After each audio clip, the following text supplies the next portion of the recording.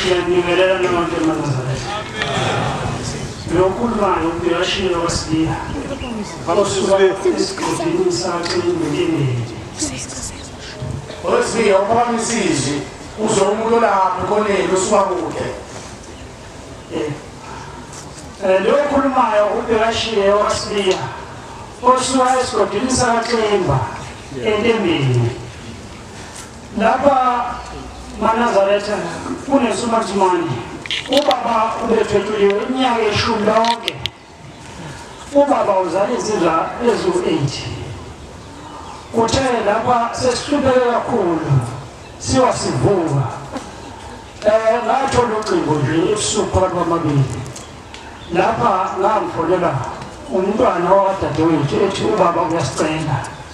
nakanjani singaphuthi ngolisihlanu kwaZulu lesihlanu ngelilanga nebala safika sonke ekhaya mina-ke ngumuntu wakhe eqhamuka ngabe ugcina ukufika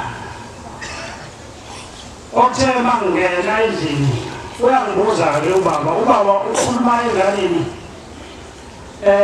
eyiwele ezalwa udadewethu eyazala amawele amabili bakhuluma kuleli linye iwele mangiqala ngene endlini uyangizwa ukuthi manenza seniphelele mangene endlini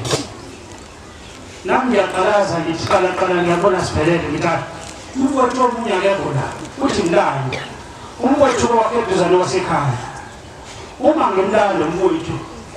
ube ngena endlini uyambuza uthi ungibulalelani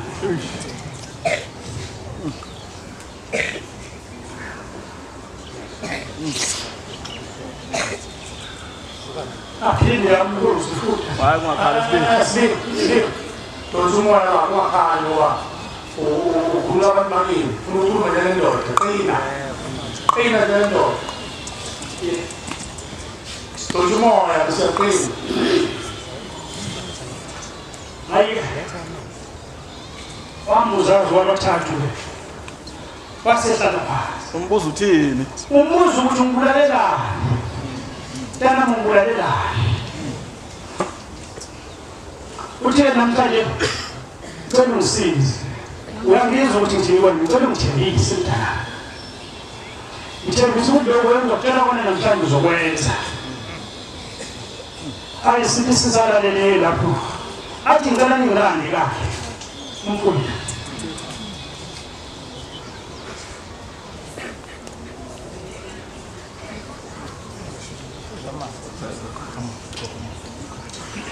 ngeke ngabuza kuMnazaretha ukuthi baba sokubona kanjani umngani wethu zenzisa ngomana athi ngizozibonakalisa ngempela saya khona sabuya namabhodlela wonke ekhona sabeka laphathi futhi sonke sawachitha phansi ngempela wazibonakalisa kwendoda ingane le ekhuluma kuyona yangikhomba ibhodlela wathi ngilale ngikhona sanvuya ngelo bhodlela ngaphezulu labhalwe okunye okubonakala ukuthi lemkhuba mulibheka ngaphakathi mulibhalwe ukuthi ujivaza hayi-ke manje simkhiphile baba lapho aphinde futhi akhuluma kubele kuyena mwethu ukuthi akamthembisi ukuthi namhlanje ngoba kule nkinga angene kuyona ufake umfazi wakhe njengamanje ngicela ukuthi lefika unkosikazi wakho umthathise zonke impahla umgqoshe umsuse lekhaya wena okufakile inkinga hayi unkosikazi wavuma kodwa kuzokuba manje akabangavume abangamgqoshe umfazi into engilethelana ngihamba nodadewethu la uZamile odluthule ngekani namntakababa kukhona ilayo zathi mntakababa sesihluphe kakhulu ngicela siyekhaya lemphefumulo lapho engicabanga ukuthi ukuhlupha kwethu kuzophela ihamba nayo ubaba ushilo ukuthi usizoshembe bese namandla okugcina amaphutha akhulume ngoba lo mfazi ngelanga kwabakhuluma ngalo lesihlanu lolo uthi wezomthatha lo mfazi awumfake enyokeni ezomudla engeke phinde simbone futhi angakwazi ukukhuluma amen yabo